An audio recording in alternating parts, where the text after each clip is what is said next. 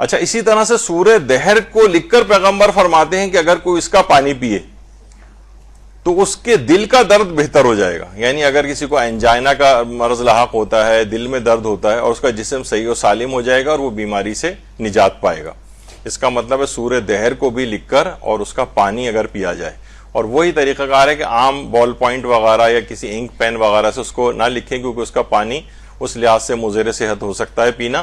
اس کو زعفران سے لکھا جائے یا کسی اور چیز سے. وہ اس کی جب ہم زعفران پہ گفتگو کریں گے تو اس کے اور آلٹرنیٹیوز بھی انشاءاللہ بیان کریں گے.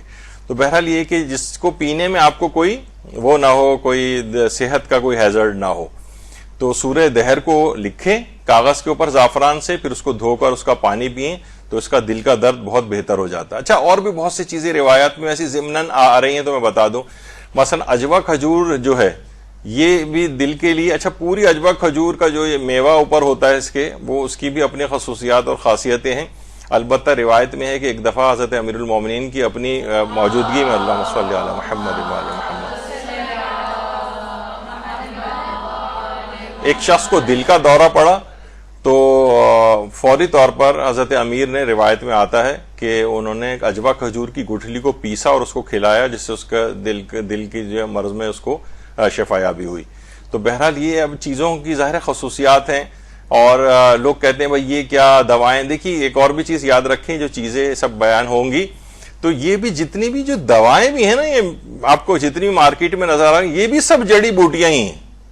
یعنی کوئی آسمان سے نازل ہونے والی نہیں, چاہے وہ کتنے رنگین کیپسولوں کے اندر ہوں, کتنی عجیب و غریب شکلوں کی گولیاں ہوں, یا مثلا جو ہے وہ انجیکشنز کی صورت میں ہوں. اگر آپ ان کے پیچھے روٹس پہ جائیں کہ یہ دوا, یہ چیز, یہ کیمیکل کہاں سے ہے, تو پتہ چلے کوئی نہ کوئی جڑی بوٹی کی شکل کے اندر وہ موجود ہے.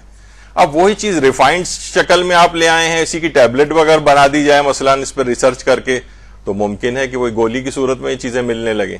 تو بہرحال یعنی اس کے اندر یہ والی خصوصیات اس لحاظ سے پائی جاتی ہیں. اب بہت سی دعائیں بھی ہیں, دیکھیے وہ بھی اثر پذیری کرتی ہیں. جیسے ہمارے مدرسے کے سرپرست اعلی حجت الاسلام والمسلمین مولانا غلام علی وزیری نجفی صاحب قبلہ, یہ جو ہیں خود جب ان کا بائی پاس آپریشن ہوا تھا, ایک دفعہ میں نے پہلے بھی ذکر کیا تھا.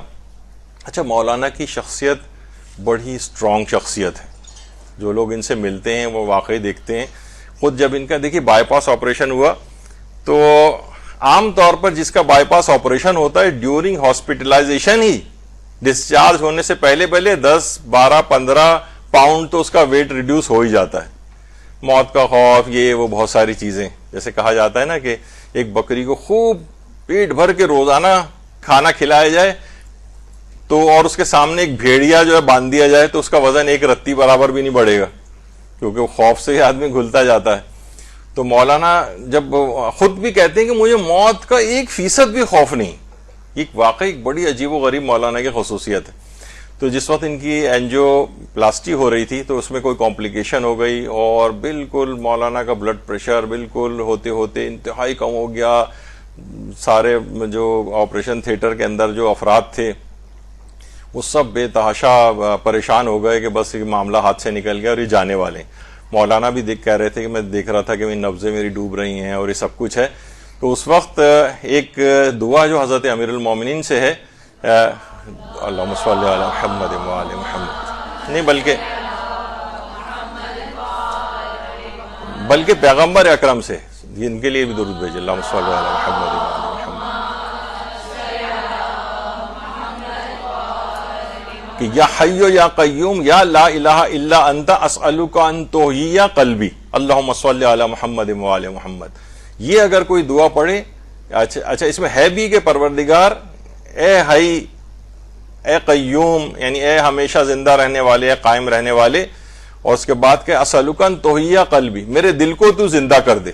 مولانا کہہ رہے ہیں کہ میں نے نا وہ یہ والی دعا پڑھنی شروع کر دی اسی دوران, تو اچانک سے دوبارہ سے جو بالکل نبضیں ان کی ڈوب رہی تھی, بلڈ پریشر ڈاؤن ہوتا چلا جا رہا تھا, ہارٹ ریٹ ایک دم سے بالکل ختم ہو رہا تھا, تو دوبارہ سے وہ آنے لگا, ریزیوم ہونے لگا اور ساری چیزیں نارمل کی طرف چلی گئیں. اس کو پڑھنے کے ساتھ یعنی مولانا کی اس وقت حاضر دماغی بھی رہی, ورنہ آدمی پریشان ہوتا ہے تو وہ چیزیں ساری بھی دماغ سے اس کے نکل جاتی ہیں. تو اس طرح کی چیزیں ٹپس پہ بھی کچھ ہونی چاہیے کہ جب کبھی ایسے مواقع آ جائیں تو انسان اس کو پڑھے. تو ان دعاؤں کے بڑے اثرات ہیں. یعنی ایسا نہیں کہ آپ کہیں گے نہیں بھائی ان سے کیا, یہ تو بس ہدایت آپ حاصل کریں, اپنے کردار کو بہتر بنائیں. نہیں, ایسا نہیں, ان سب چیزوں کے بڑے ویسے اثرات ہیں.